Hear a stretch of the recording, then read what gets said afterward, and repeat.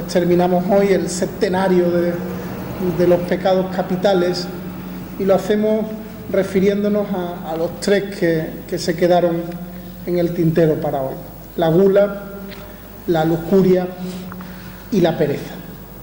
Ya me ha dicho don Ángel que aquí perezoso no hay nadie, que hoy la jornada termina bien entrada la noche y todo el mundo tiene pensado quedarse, o sea que ese no lo podemos saltar perfectamente, nos concentramos en los otros. Muy bien, pues empezamos hablando de la gula. Decíamos el primer día que quizás sea el pecado capital que nos resulta más simpático y que en el fondo puede ser que ni siquiera entendamos por qué es un pecado capital. Se dice que Santo Tomás de Aquino era muy permisivo con este pecado porque era un fraile de buen comer, ¿no? Decían que, bueno, sin embargo, tratado como pecado capital, nos damos cuenta pronto de que la gula es otra forma de muerte. Aquel que cae en la gula no es el que sabe apreciar la buena cocina, sino el que se deja guiar por un comportamiento automatista, haciéndose como un esclavo de la comida. La gula es una forma pagana de culto, en el que la imaginación resulta esclavizada por la comida. Hay elementos muy destructivos que se ubican en el entorno cercano de la gula: el alcoholismo, la drogadicción, incluso ciertos modos de relaciones sexuales autodestructivas. Es uno de los vicios que podríamos decir tanatológicos, es decir, uno de los vicios en donde se pone en juego ese instinto de muerte, de autodestrucción. Tiene cierto poder de atracción y nos coloca, volvemos a insistir en esto, en una situación de muerte. Dicen los psicólogos, que no hablan directamente de gula, sino de bulimia nerviosa, dicen los psicólogos que está causada por un luto no gestionado. Fíjense que incluso en la explicación de los psicólogos actuales se retoma esa intuición tan presente en los padres del desierto, del vínculo entre la gula y la misma muerte. Sabemos bien que para los padres del desierto la gula es un pecado capital porque da entrada a otros pecados, a otros vicios. Dicen los padres del desierto: con el estómago lleno los pensamientos se diluyen, están menos atentos y llegan a ser más bajos. Frente a la gula se pronuncia el libro del Eclesiástico, lo del Sirácida. Opone a la gula la buena educación en la mesa, que dice es el signo de una buena relación con Dios. La raíz de la gula separa también de la dimensión trascendente al ser humano, corta ese vínculo con el mismo Dios. Aquel que cae en la gula no arranca en este pecado con una situación de hambre. La gula sobrepasa al hambre. La gula llena el ojo antes que el estómago, ese refrán tan popular. La gula está vinculada al ojo. Cuando se pierde la medida en el control del comer, se produce la muerte, dice el libro de los Proverbios. La vida eterna aparece en la Sagrada Escritura muchas veces representada por la imagen de un gran banquete con manjares exquisitos y vinos de solera. La felicidad eterna se asocia a este contexto festivo de una gran comida hecha para la celebración. No es una imagen propicia para el guloso. Más bien al contrario, Aquel que cede a la gula ha perdido el sentido de fiesta. El carácter simbólico de convivencia, de encuentro con el otro a través de la comida, queda aniquilado en la gula, en donde lo único que prevalece es el hombre solo que devora con ferocidad.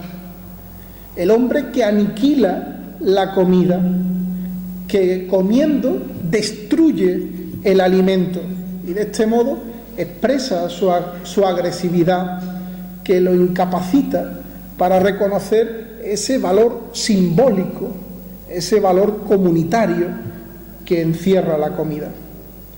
Los padres del desierto dicen que el que gusta las cosas es el que se mortifica. La relación con la comida se convierte en un cierto modo religioso de vivir, donde la abstinencia, hoy viernes de Cuaresma, tiene como trasfondo el pensamiento, la conciencia de que no sólo de pan vive el hombre, sino de toda palabra que sale de la boca de Dios. El que sabe abstenerse, decían los padres del desierto y los primeros monjes, el que sabe abstenerse es el que gusta verdaderamente la comida. Renuncio al alimento, ayuno, para alimentarme de otro mejor, la palabra de Dios o la Eucaristía. Ese es el que tiene gusto por la comida.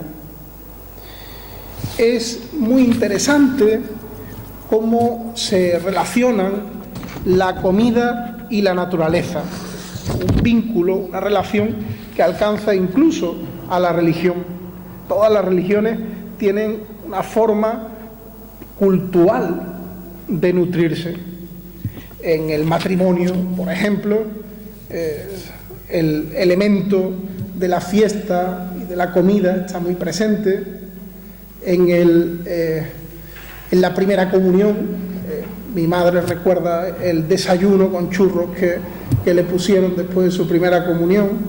O sea, el ágape que sigue a la primera misa, que para los curas es una cosa siempre importante, ¿no?, vinculado al orden sacerdotal. La Eucaristía en sí misma. También los grandes momentos religiosos tienen su comida propia. Por ejemplo, la Navidad, o las torrijas ahora en Cuaresma, o en la Pascua, determinados elementos, los huevos de Pascua, chocolates, etc. El hombre vive este carácter simbólico de la comida, que desborda con mucho esa ansia feroz por devorar lo otro.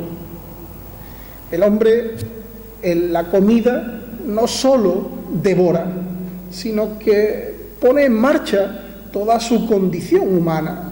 Decíamos, su relación con la naturaleza, su preparación. Es curioso como en cada cultura hay un modo de preparar el pan que encierra en el fondo una visión diferente del mundo, que posee una carga cultural. También los afectos están tocados por la comida. En ello se desborda de nuevo la mera situación natural. El hombre es capaz de parar de comer antes de estar saciado, y lo contrario, es capaz de seguir comiendo estando saciado. Hay un vínculo entre comida y afecto. Los medios de comunicación se fundan sobre esta condición simbólica, en un cierto sentido sobrenatural, por encima de la naturaleza de la comida. Vemos cuántos anuncios, ¿no?, sobre comida, o que tienen como protagonista la comida, aparecen en los medios de comunicación, ¿no?, como la comida es un reclamo publicitario. Los libros de cocina siguen siendo todavía hoy un fenómeno en nuestra sociedad, en la sociedad donde no pasamos precisamente hambre. Hay una cierta dimensión voluntaria en la gula. Decíamos que es el ojo verdadero protagonista de la gula. El ojo que está presente como un signo de que la gula nace en una determinación voluntaria. Interpreta San Agustín el pecado original, que tiene su raíz, dice el obispo de Hipona, en la gula. El pecado original tiene su raíz en la gula. Dios manda que no coman del árbol y Eva mira el fruto del árbol y le parece apetitoso, es decir, le parece bueno para comer. Gula y apetito aparecen en este pasaje.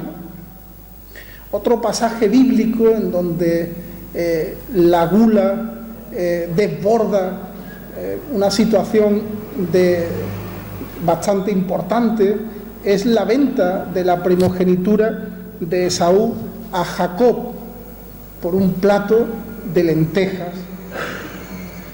Otro pasaje en relación con la comida, son infinitos, en el destierro, cuando el pueblo come mal en medio del desierto, prefiere volver a Egipto, es decir, a la esclavitud.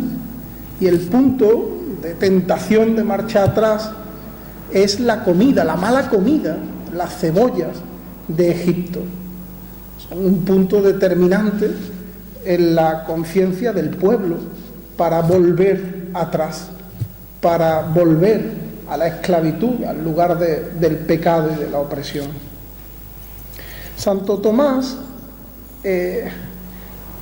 habla de la gula haciendo hincapié en ese elemento de la libertad, de la voluntariedad de la gula. Dice Santo Tomás que el problema de la gula es que reduce el hombre a lo que come. El hombre acaba reduciéndose a eso. El propio Santo Tomás distingue 3 tipos fundamentales de gula.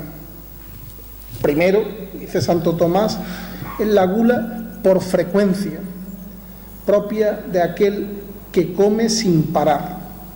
Hay una imagen en la literatura griega muy bonita de este elemento, que es el caladrio. El caladrio era un animal mitológico que aparece en un diálogo de Platón, que come y descome continuamente. No tiene otra función en la vida sino comer y descomer de manera continua.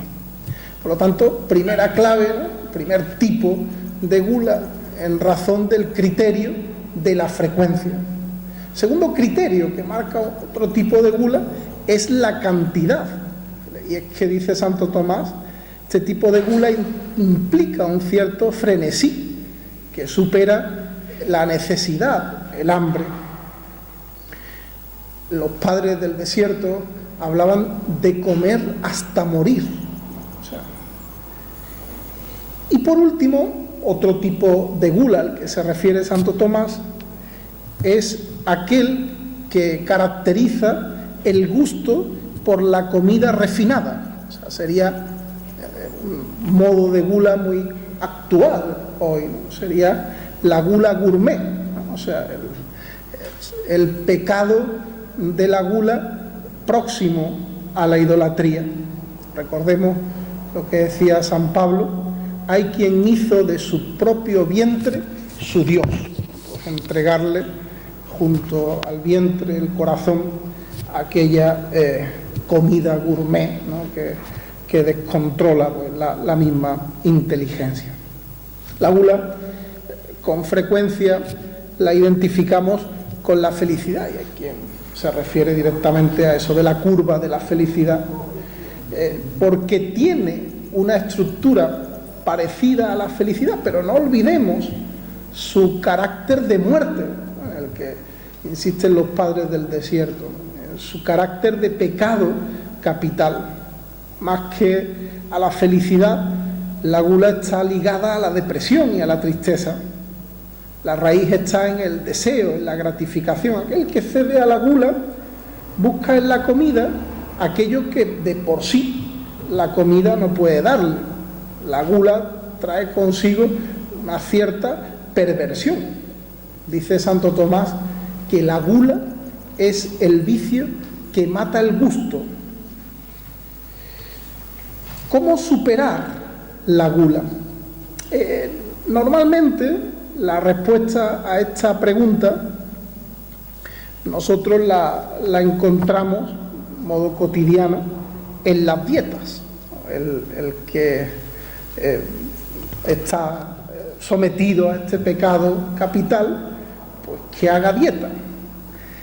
Hombre, esa respuesta ante la gula resulta bastante ineficaz, porque en el fondo no saca del ámbito de la comida en el que cede a la gula está encerrado.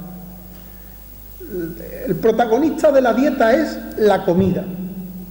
La comida que en las dietas modernas hay que apuntar en un diario, la comida o sea, el que se pone a dieta, de alguna manera, ¿no?, entra de nuevo en esa dinámica, ¿no?, que de alguna manera marca el mismo pecado de la gula.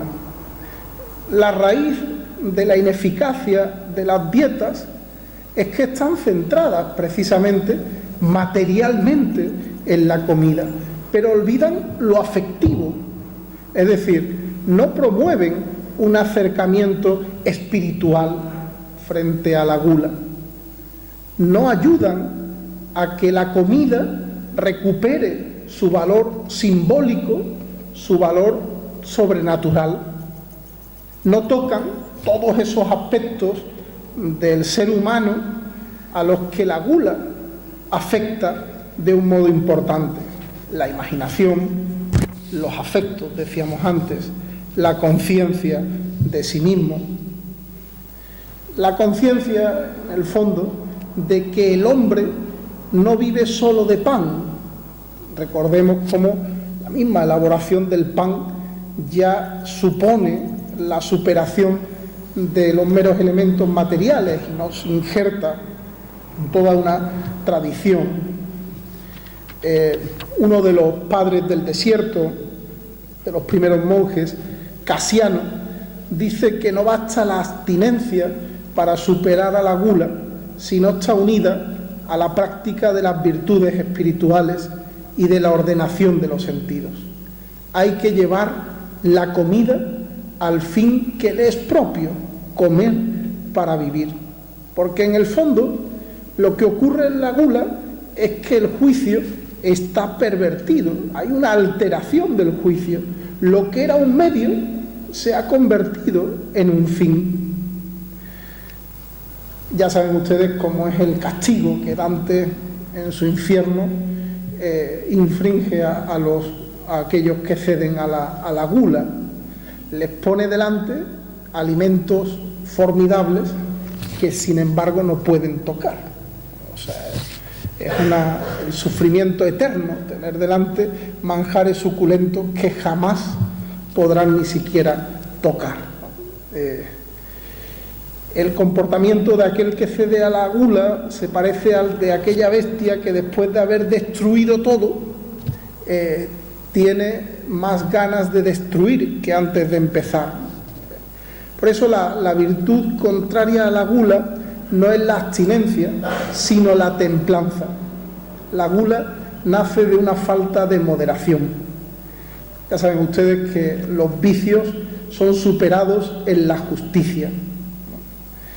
El punto de partida es siempre la templanza, superar en la templanza el deseo infinito, vamos a insistir sobre eso, que mueve en este caso el pecado capital de la gula.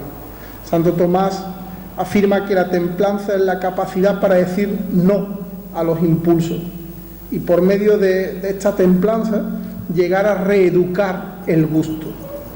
Se recomienda un horario, encontrar un bien en la comida, llenar el estómago, no los ojos. Incluso el ámbito comunicativo, que la comida no se quede en el mero comer. Dicen los padres del desierto que comer solo es peligroso, porque pierde el alimento esa naturaleza de comunicación que encierra. No perder de vista el sentido de gratuidad. Por eso, antes de empezar a comer, nosotros bendecimos la mesa, que es como una especie de acción de gracias. Es decir, el reconocimiento de que la comida es un don que nos da fuerza para la misión. La Sagrada Escritura nos enseña a alimentarnos. Hay que preocuparse del comer, ya saben ustedes, mirar los pájaros del campo, sino que hay que mirar la comida con indiferencia. Hay una película bonita, se llama El festín de Babette, no sé si la conocen, es famosa, ¿no?, que habla de un medio, ¿no?, de superación de conflictos, de problemas, en torno a un banquete, ¿no?, a una comida, como el compartir la capacidad de hacer fiesta sana las heridas de la comunidad. La comida nos pone en disposición de abrirnos a los demás. Dice, hay una frase que me parece muy significativa en este sentido, ¿no? La persona que olvida la comida come con más gusto. El mismo Jesucristo, ¿no?, se refiere a la eternidad como esa comida, como ese banquete que es imagen del paraíso. Bien, pues hasta aquí el primero de los pecados capitales de esta tarde, hasta aquí la gula. Pasamos ahora a otro pecado que se enmarca no tanto en el ámbito de la muerte, como el caso de la gula, que era una especie de muerte, sino en el ámbito de la concupiscencia, como verdadera enfermedad no solo del cuerpo, sino también del alma, que es la lujuria. De todas las formas de lujuria que existen, San Isidoro dice que la más grave, ¿no?, la que marca, ¿no?, el punto extremo de la lujuria, es la fornicación, dice él, ¿no?, y recurre a la raíz de esa palabra, ¿no?, fornis, como el lugar de la prostitución. Explica muy bien San Isidoro en lo que consiste ese modo de lujuria. Y dice San Isidoro que el problema del fornicador, en general del lujurioso, es su incapacidad para gobernarse. Resulta como un animal que ha perdido el norte, ¿no? Indica la lujuria una tendencia a desbordar los límites, los que se pierde, ¿no?, con el frenesí de la cabeza se pierde el norte. Es el vicio que más se ha estudiado y que más presente ha estado especialmente en la literatura, la cultura, la poesía. El lujurioso es aquel que vive en una especie de esquizofrenia. Hay que distinguir de forma clara entre el amor y la lujuria. Poco que nos paremos nos damos cuenta de la cercanía que cada uno de estos pecados originales tiene con una virtud o con un ámbito positivo de la vida. Decíamos, mirad qué cerca está la felicidad eterna del banquete celestial con la gula, y sin embargo es su contrario más radical. Pues miremos qué cerca está la lujuria del amor, y sin embargo es su contrario más radical. El amor es la entrega al otro fundada en la paciencia. Es una definición de un filósofo francés que me parece muy bonita. Es la entrega al otro fundada en la paciencia. Y la paciencia es un elemento que verdaderamente tendría que recuperarse en medio del mundo frenético que las ciencias y la tecnología pues pone de alguna manera ante nosotros, ¿no? Sin embargo, la lujuria busca solo la propia satisfacción. En la lujuria no hay elemento de entrega, de donación al otro. Es más, al lujurioso le da igual el otro. Su fin es poseerlo. La lujuria, decían los padres del desierto, deja solo cenizas. Y esto es así porque no hay una verdadera búsqueda de encuentro con la otra persona. El adulterio no mira a la cara de la otra persona. La lujuria está muy presente en la Sagrada Escritura y aparece unida a la idolatría, que era una verdadera perversión para el pueblo de Israel. Así, por ejemplo, en el libro de los Proverbios, la lujuria aparece con la imagen de una mujer extranjera que seduce a un israelita y lo lleva a renegar de su fe. Vemos el vínculo, ¿no?, entre la lujuria y la idolatría, ¿no?, en este caso concreto. Nos recuerda esa búsqueda desenfrenada del placer, ¿no? El lujurioso es un amante del infinito placer que no piensa en los límites. Por eso también la lujuria aparece como una especie de perversión de la libertad humana. Cualquier elección, pues de alguna manera le pone límites a la libertad. Los niños, recordemos esto una vez más, eligen como si sus elecciones no tuvieran consecuencias, como si elegir no conllevara una muerte, un dejar tanto, ¿no? El adulto se da cuenta de que al elegir muchas cosas quedan descartadas, que la elección de una realidad implica el dejar a un lado infinitas realidades. La elección marca la vida de la persona, hasta el punto de que se van descartando infinitas opciones. El lujurioso parece en este sentido un niño caprichoso, un niño que no tiene establecido en su voluntad este drama de la elección. La Biblia nos advierte además de que la lujuria es un verdadero pecado capital.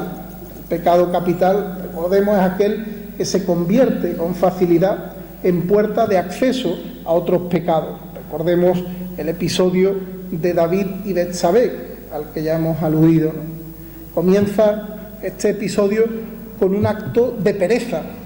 Dice en el relato, en el tiempo en que los reyes van a la guerra, David estaba en el palacio, o sea, no estaba donde tenía que estar.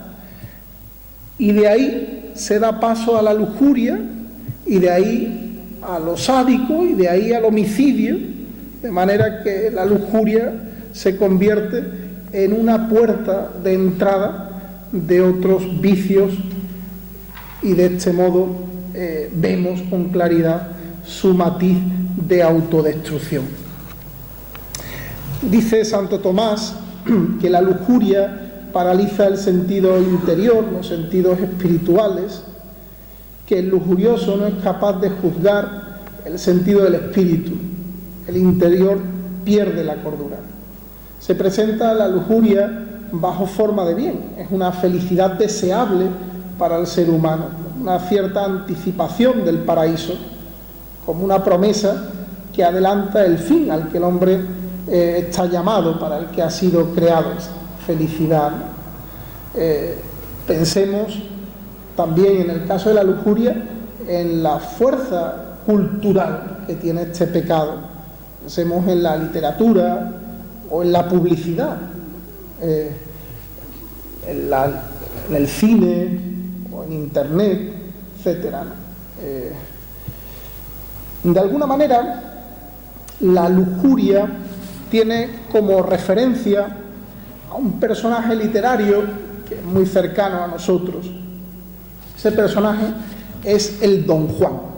También miramos nosotros con cierta simpatía, cierta cercanía, ¿no?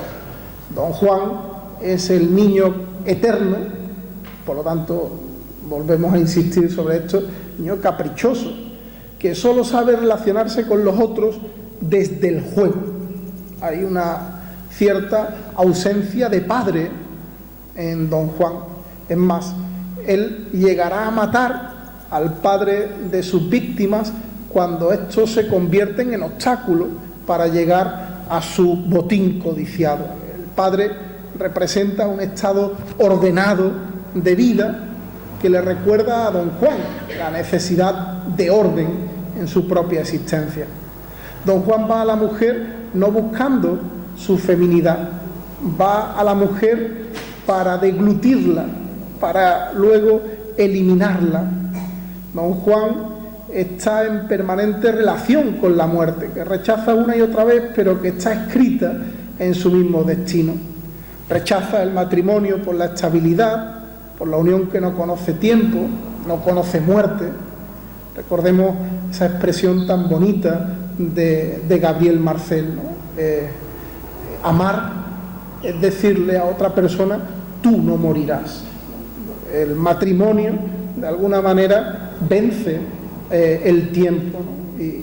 y implica, ¿no?, una cierta estabilidad, ¿no?, una aspiración a la realidad que no pasa. Don Juan, por un lado, aspira a la infinidad, pero por otro se topa con la muerte que lleva escrita, como decíamos, en su destino.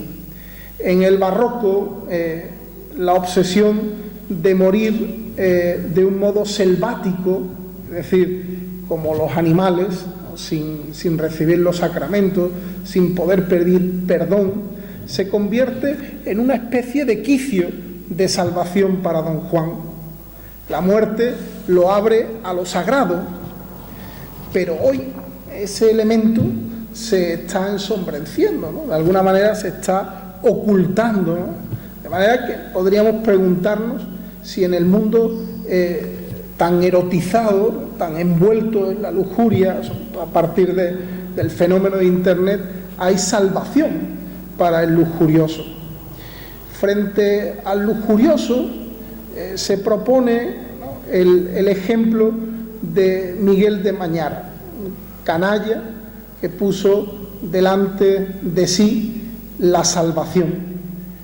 Una persona que representa el deseo de plenitud, la nostalgia de vivir mejor la propia vida, el ejemplo de la superación del afecto que conduce a la muerte y de la sanación de la inteligencia, la conversión de la inteligencia. Y por último, aunque sea el menos necesario de todos, el de la pereza hoy, ¿no?, pero hablemos un poco de la pereza, ¿no?, al final. Desde el punto de vista psicológico, la pereza es un pecado que se asocia a la depresión. En la antigüedad se identificaba la pereza como algo invisible, que se apropia de nuestras energías y que captura nuestras fuerzas. Recordemos cómo para los antiguos la vida ideal era la vida alejada de toda preocupación, la vida, decían ellos, ataráxica, ¿no?, una cosa así muy sosegada, ¿no? En el siglo III y IV son los monjes los que reconocen este vicio. La pereza aparece como propia de aquel que está en movimiento y que no puede parar, indica la incapacidad de pararse. El perezoso es aquel incapaz de vivir en el presente. Por eso afirmamos que con frecuencia pereza y depresión no son sinónimos. Es más, podríamos establecer que hay dos tipos de pereza.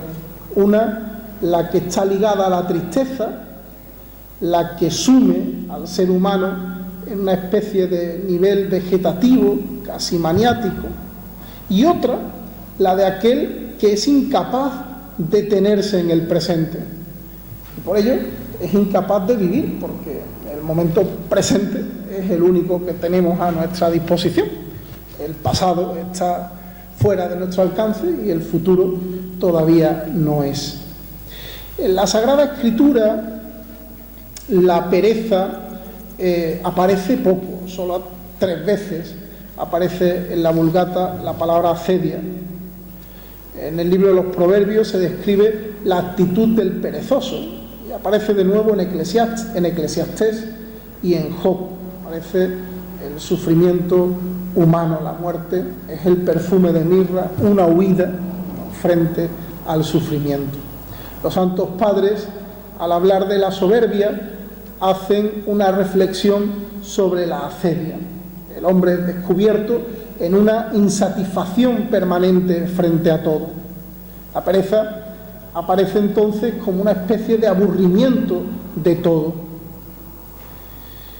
Vivimos en una sociedad que podríamos denominar la cultura de la diversión. Hay un pensador muy importante que se llama Pascal, que dice que el problema del hombre, y así comienza uno de sus textos más importantes, es que es incapaz de quedarse quieto en su habitación. La diversión se identifica en un cierto sentido como una huida, como una escapada del mundo. Es como una forma de pereza para afrontar la propia existencia. Dice Pascal, pensemos en la condición más feliz, más afortunada del mundo. Dice él, pensemos en la condición real. Dice, no hay nada más afortunado en el mundo que un rey. Dice, pues si al rey lo dejásemos solo, en medio del campo, sin nada, sin diversión alguna, sería la persona más infeliz del mundo, porque se sumiría en la pereza. De manera que la diversión es una huida del mundo, pero sume al hombre igualmente en el peor de los pecados, que es el olvido de pensar en las cosas que verdaderamente importan. La diversión dificulta la conversión. La pereza es el vicio de nuestra sociedad nihilista, que desposee de valor todas las cosas, otorgando a todo el mismo sentido, poniéndole a todo un precio. Decíamos que tiene su origen en la reflexión de los monjes. ¿Por qué cargar la vida de mortificaciones si al final todos van a compartir la misma suerte en el paraíso? ¿Por qué esforzarse tanto? ¿Para qué? ¿Por qué no vivir de un modo más tranquilo, más tibia la existencia, sin necesidad de entregarse a Dios con tantos ayunos y tantos sacrificios, si al final todos iremos al paraíso? Frente a la pereza, el monje tiene como remedio, también nosotros asumimos este remedio en nuestra propia vida, la vigilancia activa, que consiste precisamente en estar presente en el presente, estar viviendo con intensidad el momento presente. La pereza, en cierto sentido, es lo contrario de la gratuidad. Imposibilita todo, abre la puerta a múltiples pecados. Todos los que se buscan a sí mismos pensando solo en uno mismo, hasta el límite. De esa forma no estoy presente en el presente, claro. Es la ausencia de comunicación, el mal pensamiento, la incapacidad para hablar con normalidad. Es en un cierto sentido, volvemos a insistir sobre eso, el vicio de nuestro tiempo. El perezoso es aquel que se sumerge de un modo nuevo siempre en ese vicio, porque no haya la paz en ningún lugar, recela del bien espiritual. Se convierte esta pereza en un vicio cuando le da la vuelta a nuestro juicio.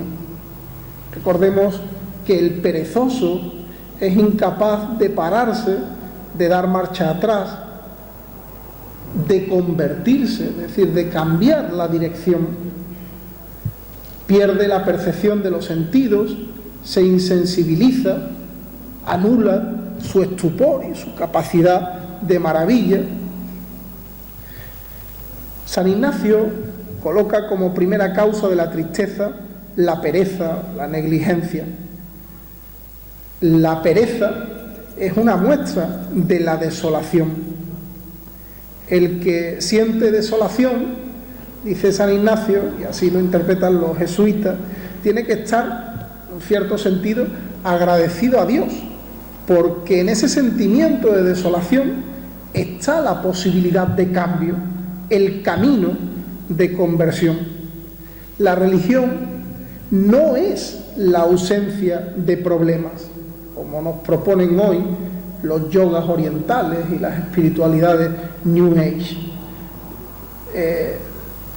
El antídoto frente a la pereza sería el temor de Dios, que es el inicio de la verdadera sabiduría, que nos ayuda a distinguir la condición de la criatura frente a Dios. La pereza se combate con la conciencia de nuestra caducidad, con la conciencia de la brevedad de la vida, porque la vida es breve, merece la pena vivir con intensidad el momento presente. Porque la vida es breve, me pongo sobre la marcha de la conversión para volver a Dios. Me pregunto qué tengo que hacer ahora y respondo, el que responde soy yo. Bien, pues una vez examinados estos 3 pecados capitales que tienen cierta importancia, podríamos preguntarnos en la oración: ¿qué lugar ocupa Dios en mi vida? ¿A qué le entrego el corazón de mi vida? ¿Cómo vivo el momento presente? ¿Qué intensidad dedico a la vida de ese instante que es el único que Dios pone en mi mano? ¿Cómo vivo mi relación con los otros? ¿Salgo al encuentro de los otros? Recordemos cómo la gula era un pecado que encerraba en el yo y cortaba toda comunicación, destruyendo esa dimensión comunicativa de la comida. ¿Qué lugar ocupan los otros en mi vida? ¿Busco a los otros como un modo de satisfacer mi propio deseo, mi necesidad? ¿Confundo el fin que son los otros como un medio a mi disposición? Bueno, pues que el Señor nos conceda la gracia de vivir en Él y de luchar con la fuerza que Él nos da contra el pecado, especialmente contra estos pecados capitales.